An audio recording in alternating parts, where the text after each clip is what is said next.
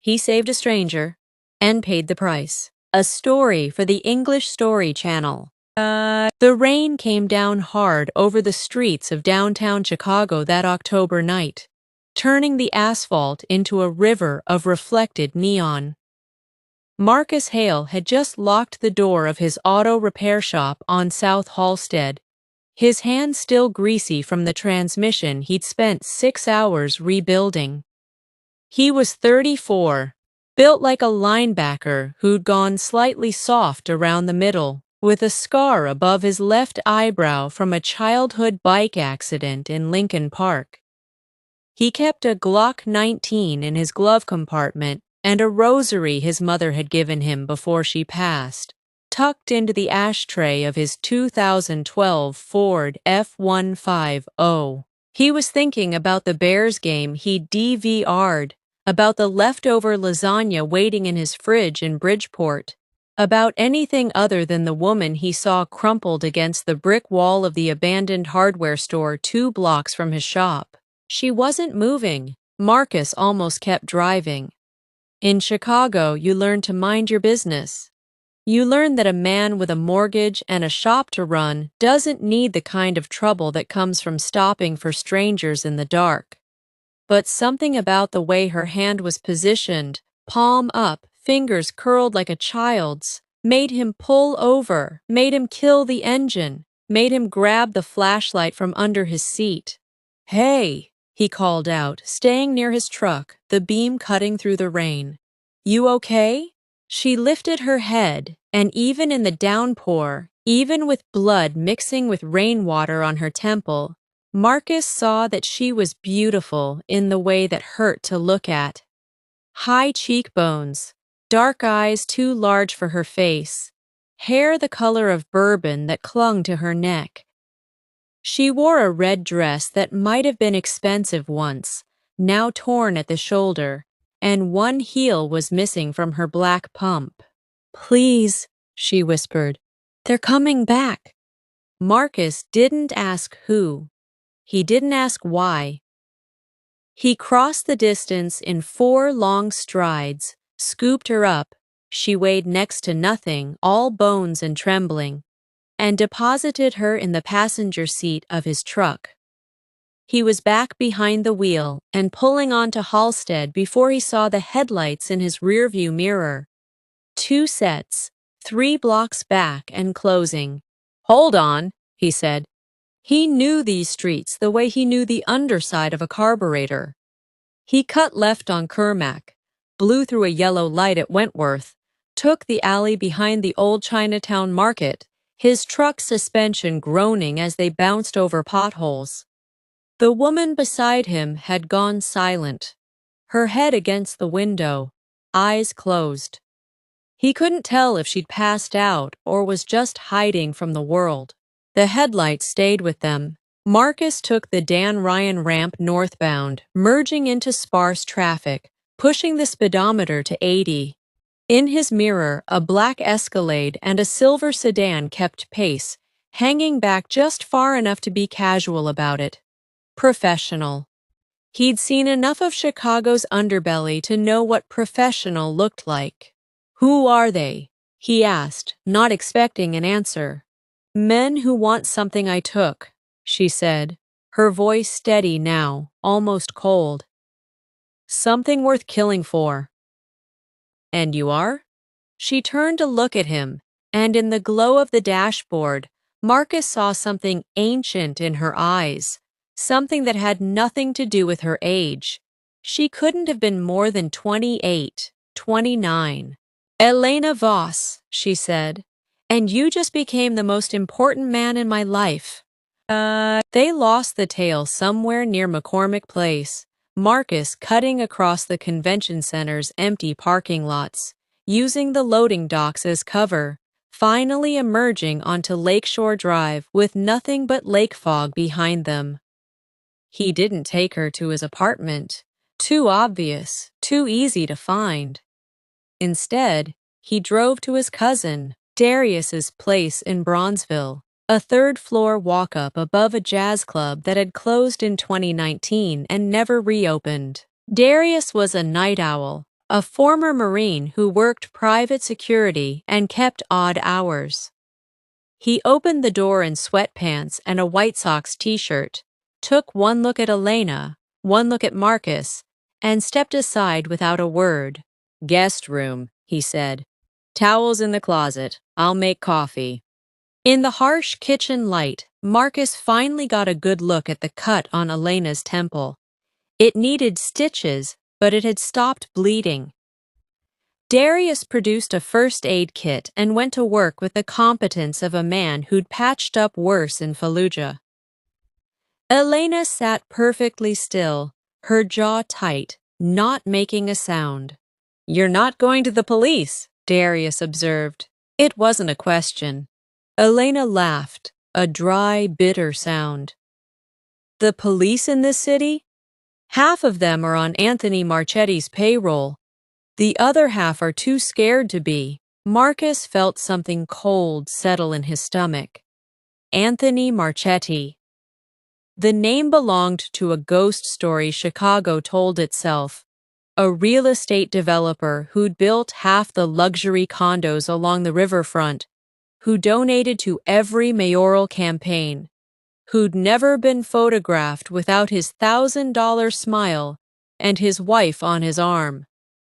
And underneath it all, if you listen to the rumors, a man who'd made his first million selling heroin to high school kids in Cicero. "You stole from Anthony Marchetti," Marcus said slowly. "I didn't steal."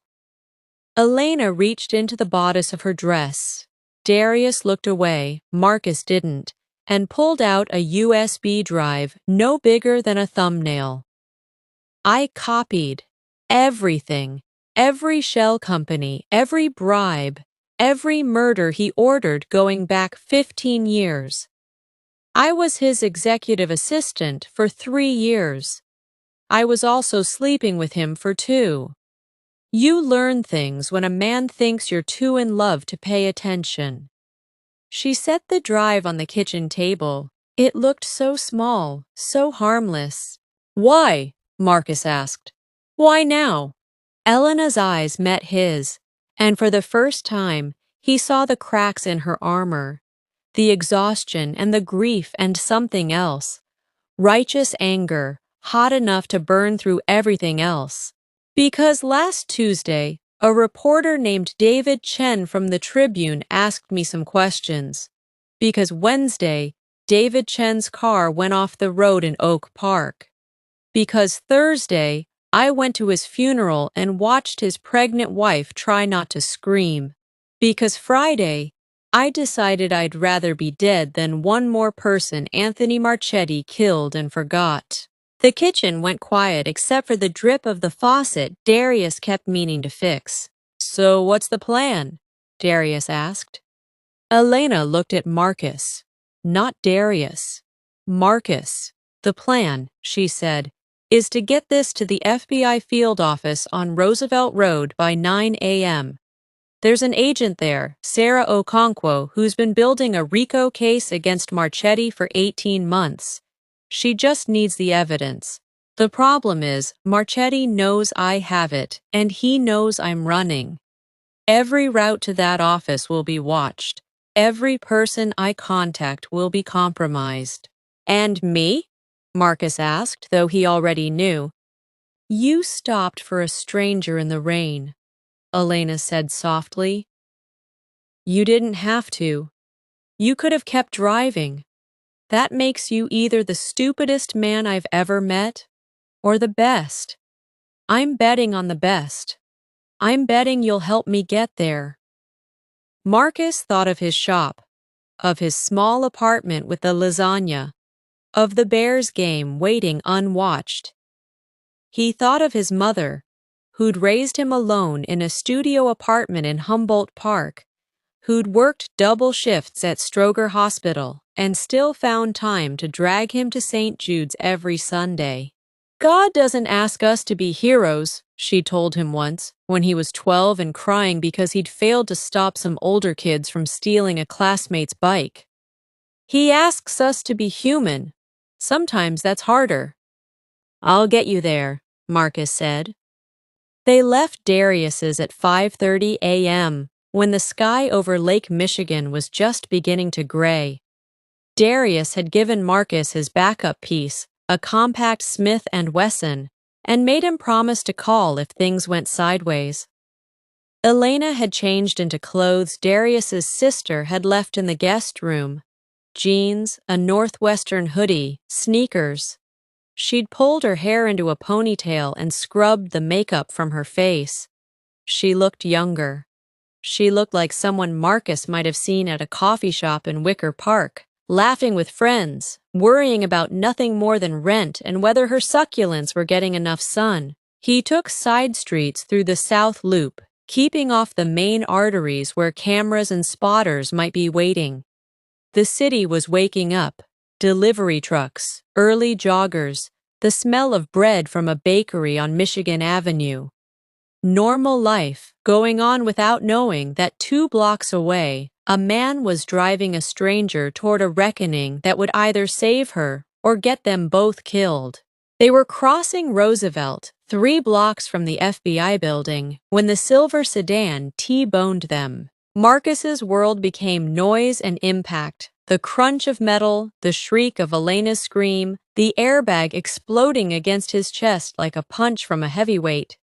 His truck spun, hit a fire hydrant, water geysering into the morning air. Through the steam and the pain, he saw men getting out of the sedan. 2 of them, dark suits, guns already in hand. "Run!"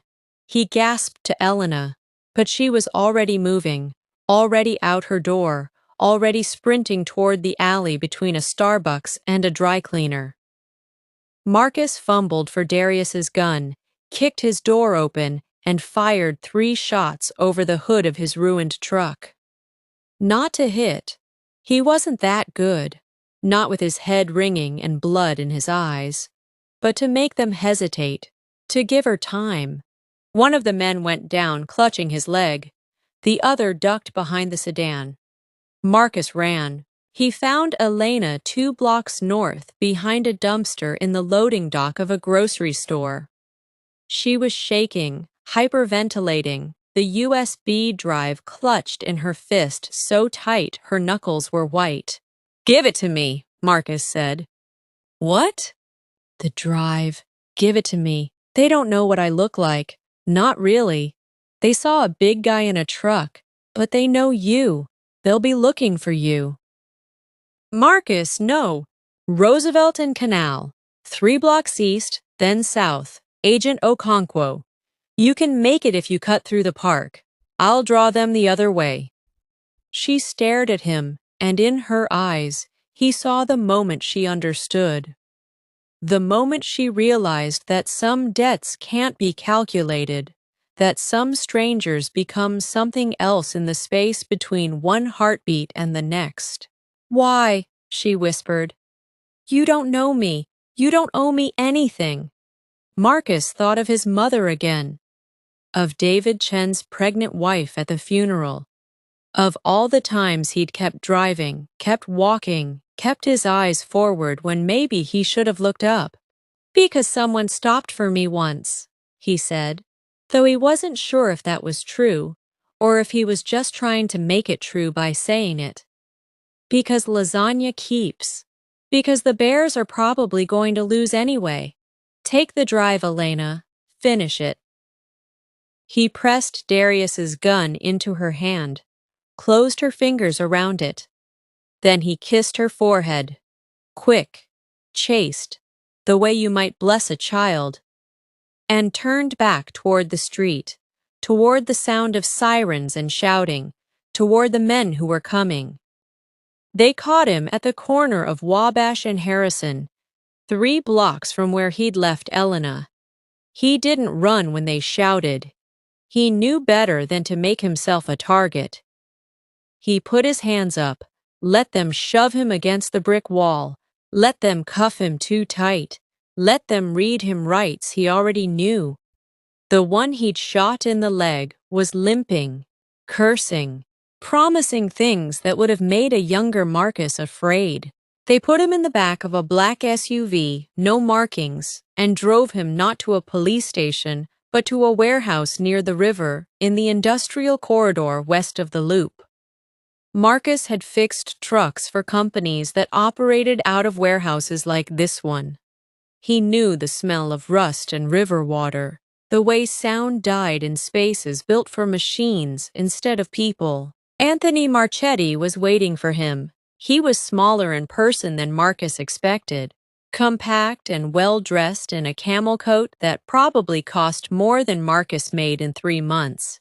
He had the $1,000 smile from the newspapers, but up close, Marcus could see what the cameras missed: the flatness in his eyes, the way he looked at people like they were furniture that might need to be replaced.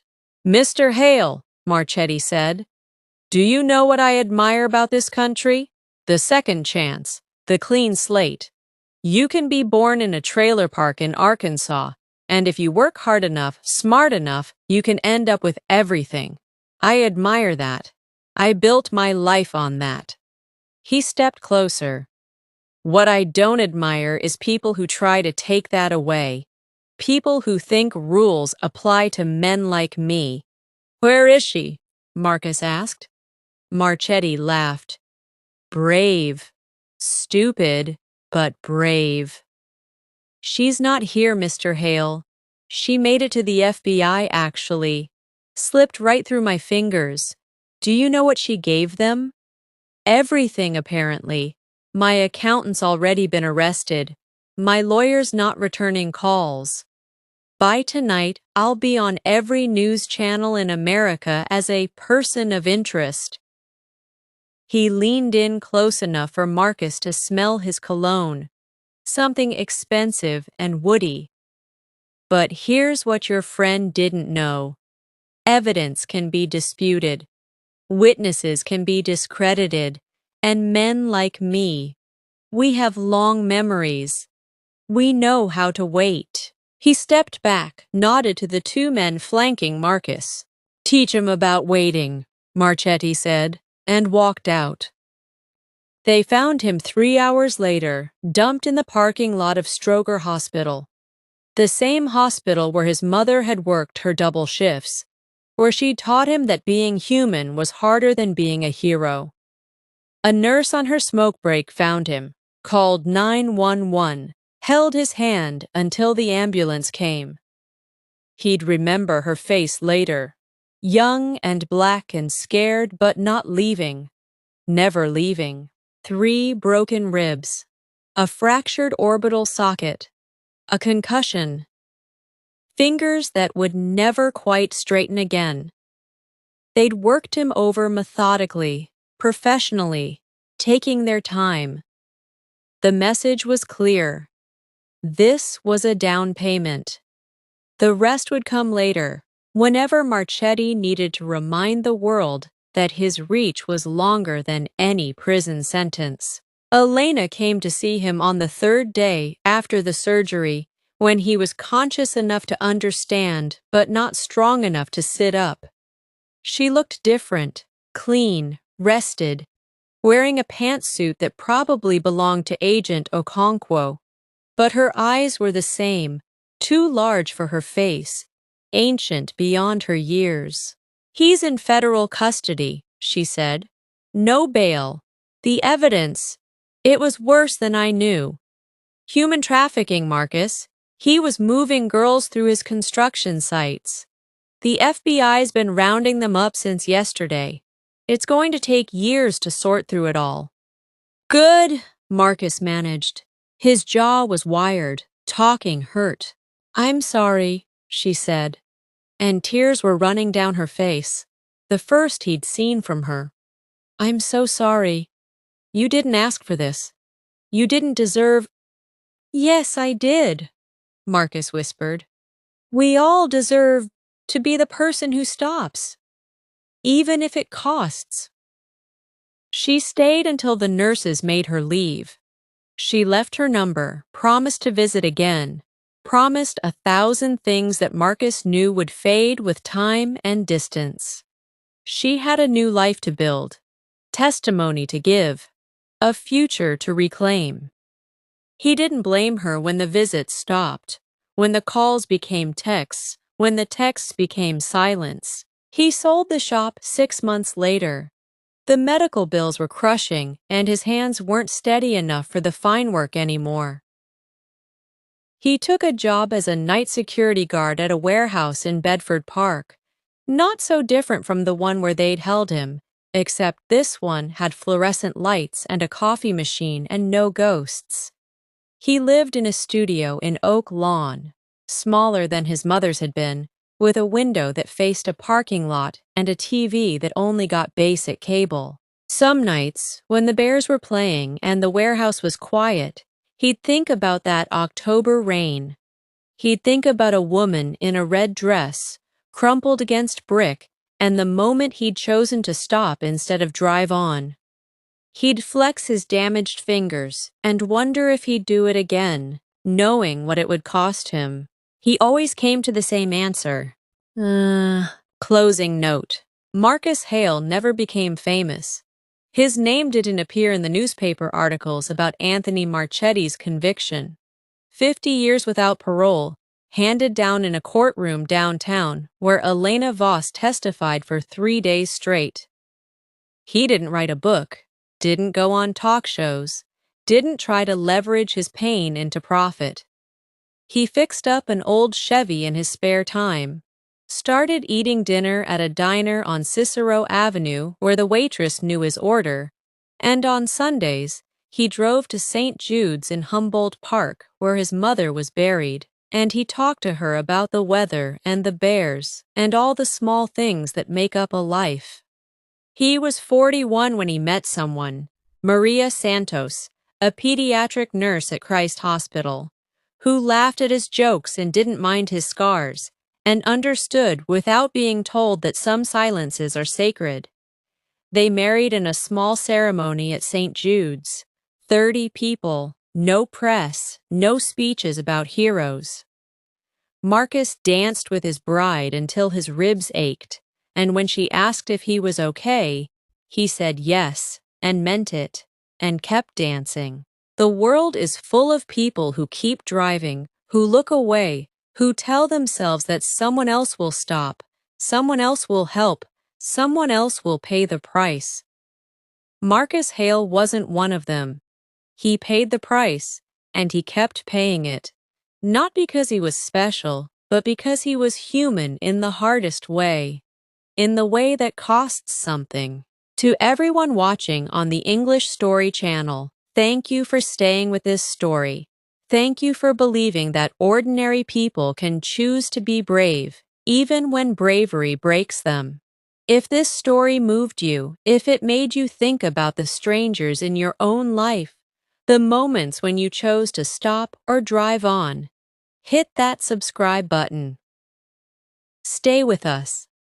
There are 1,000 more stories waiting, and every one of them matters. Good luck out there. Be the person who stops. The end.